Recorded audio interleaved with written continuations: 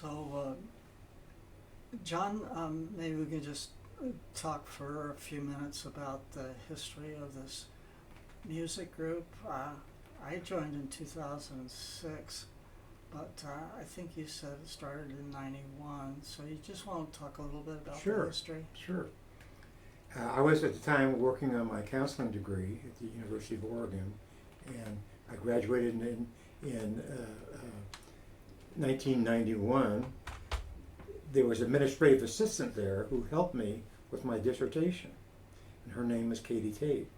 And right after I graduated, she said we were talking about guitars, and I found out that she played, and we agreed, hey, well let's try to play some music here sometime. So we started playing in the cemetery at the University of Oregon.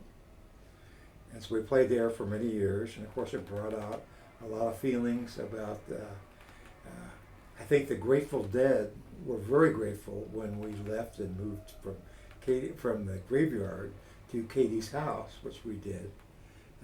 Katie was married at the time. Her husband had a garage band, a nice group of guys, but they wouldn't allow her to really play. So she would basically went, well, the heck with you guys.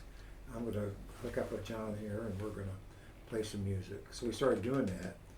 And I think her husband must have gotten a little jealous. So he started joining us. And then gradually a few of his band members joined us as well.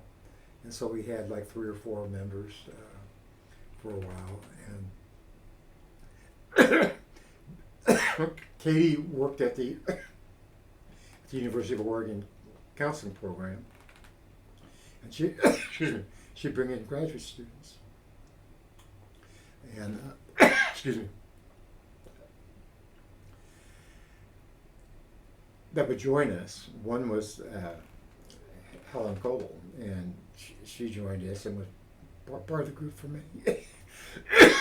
many years. Around, you joined in 2006, right? I think so, yeah. So around 2003 or 4, we made our public debut. We'd always been playing. We played every Sunday afternoon, and that was our routine. And it was so ritualistic that the music was on unless somebody canceled.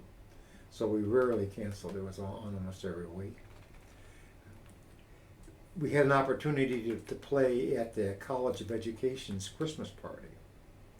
And there was going to be like over 100 people there, which was quite a stretch for us to play in front of 100 people. But we picked out 4 songs. We worked our tails off and started standing up when we were singing. And we performed there and actually did a pretty decent job and got quite a few compliments from it. So from that point on, then you joined.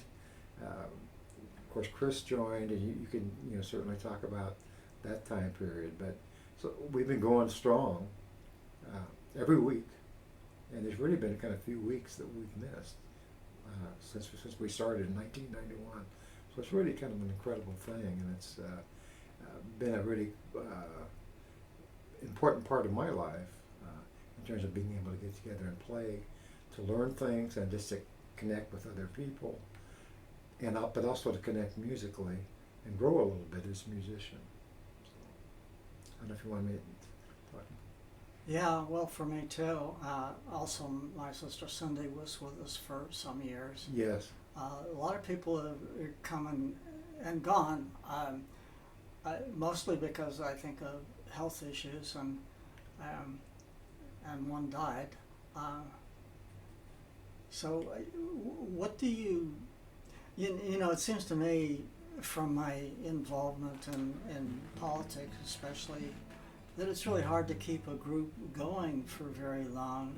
Why do you think this one has lasted for 33 years? That's a really good question, and I don't think I know all the reasons. I think the people that played in this group have been dedicated to the music and dedicated to each other.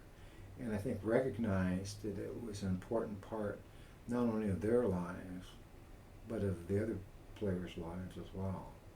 So if you cancel, then not only are you affecting your life, but you're affecting the lives of other people as well. So it's kind of a communal thing that's been, and not, you know, it hasn't been just that we've played music. We've gotten to know each other. We've talked personally, shared joys and sorrows together, gone through losses and gains and exciting times as well.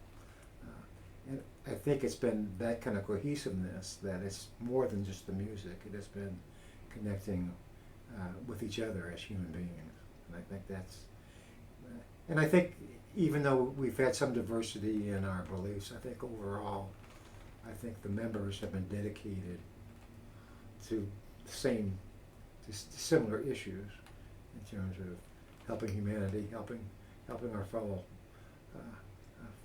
brothers and sisters in whatever way we can. And I think that's been a common theme, not only the music we've played, but just of our very being and our relationship with each other. Yeah. Well, it's really helped me a lot musically. I wouldn't still. Well, I've always kind of like, from childhood, I've always like spontaneously sung songs.